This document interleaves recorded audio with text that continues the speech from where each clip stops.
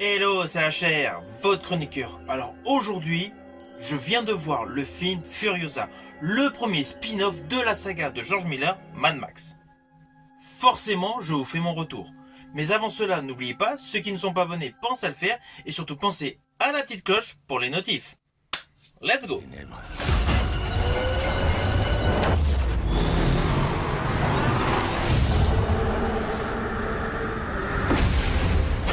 La vraie question, c'est...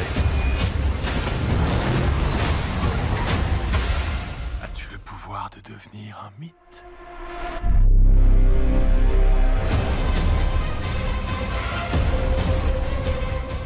Alors en préambule, je tiens à vous préciser que ce film a une grosse particularité, il est décomposé en plusieurs chapitres. À chaque fois qu'il y a une étape importante dans ce film, il y a un chapitrage avec un sous-titre. D'autre part, sachez que ce film Furiosa est radicalement différent en termes de conception. Tous les autres opus de la saga Mad Max se déroulaient sur une timeline courte. Que ce soit la trilogie avec Mel Gibson ou l'opus avec Tom Hardy. Saga où j'ai d'ailleurs effectué une vidéo récemment. Là, ce film Furiosa nous relate l'histoire du personnage Furiosa sur plus d'une décennie. Ce qui est radicalement différent du postulat scénaristique de chacun des autres films de la saga Mad Max.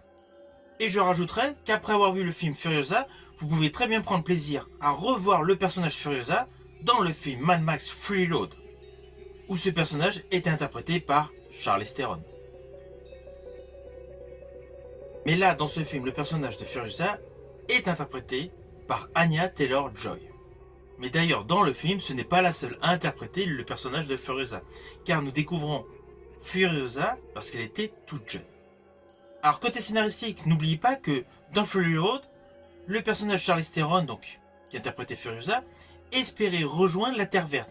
Justement, dans ce film Furiosa, nous découvrons Furiosa qui est justement arrachée de cette fameuse Terre Verte. Alors le pitch de ce film est le suivant. Nous avons donc le personnage de Furiosa qui vivait tranquillement au sein de la Terre Verte jusqu'au jour où elle a été enlevée par des motards. Motards dirigés par Dementus. Alors de manière très simple, vous avez compris, Furiosa n'a qu'une envie, c'est pouvoir retourner vivre dans la Terre Verte. Mais malheureusement, elle doit composer avec plusieurs méchants. Plusieurs méchants avec des profils totalement différents. Et justement, pour vivre, elle va devoir se forger un caractère assez rude. De ce fait, les composantes qui vont construire son être ne seront que la colère, la vengeance et la haine. Et ce n'est pas le personnage d'Immortan Joe qui va calmer, éradiquer ce postulat. Ainsi, le personnage de Furiosa est une héroïne certes, mais une héroïne décalée. Une héroïne totalement badass. De ce fait, au premier regard, on pourrait se dire le film est assez similaire sur le postulat de base de la saga Mad Max, avec des composantes assez similaires. Mais justement, George Miller, avec ce film Furiosa, a radicalement innové une fois de plus. Car au final, son film est radicalement différent de Fury Road. Il y a certes le côté action, il y a certes le côté post-apocalyptique, et il y a certes le côté course-poursuite avec des véhicules endiablés, mais les similitudes s'arrêtent là. Tout le reste de ce film est radicalement innovant, essentiellement par ses lignes de dialogue, par son histoire. L'histoire de cet opus est similaire à l'explication d'une mythologie d'un personnage, avec toutes les facettes possibles que l'histoire provoque sur le côté caractériel et comportemental de son protagoniste principal.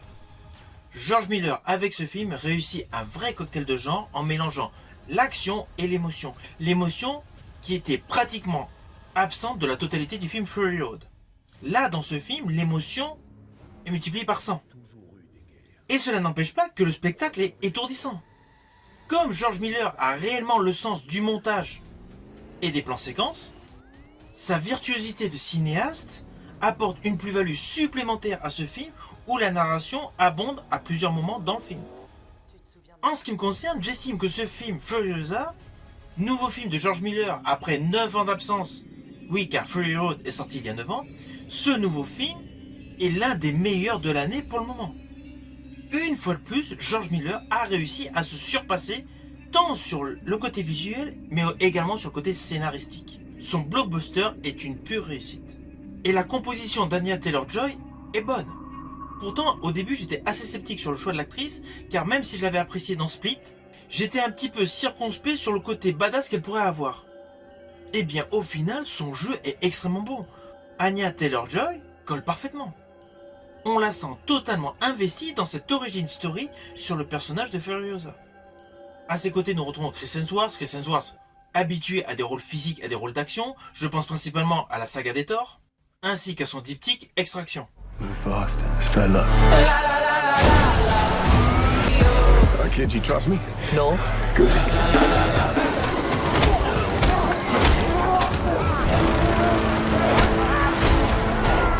L'ensemble du reste du casting est bon, c'est indéniable, mais sincèrement, la prestation d'Anya Taylor-Joy est captivante.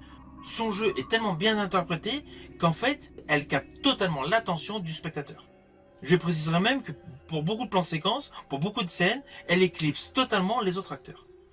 Alors toujours sur le côté visuel, ce film est davantage un condensé de la partie émotion qu'il y avait dans Mad Max 3 au-delà du Dôme du Tonnerre et les grosses séquences d'action de Mad Max 2.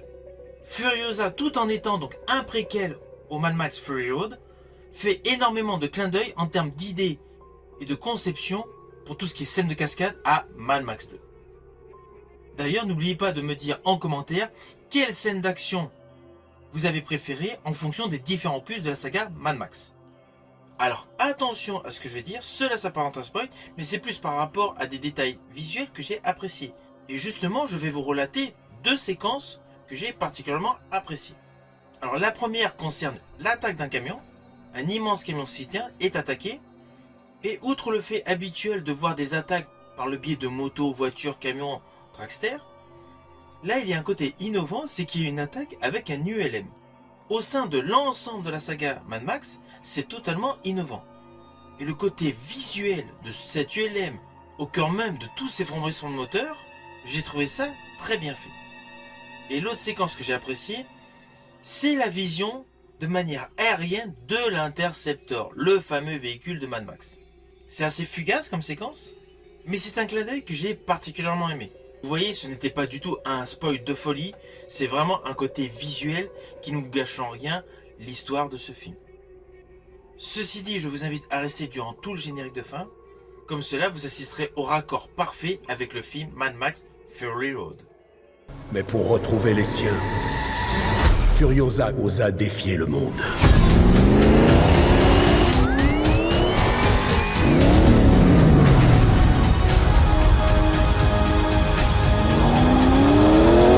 Tu te souviens de moi?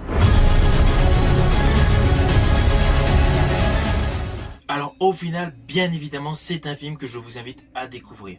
Selon moi, George Miller a encore gagné un level en termes de réalisation, en termes de conteur d'histoire.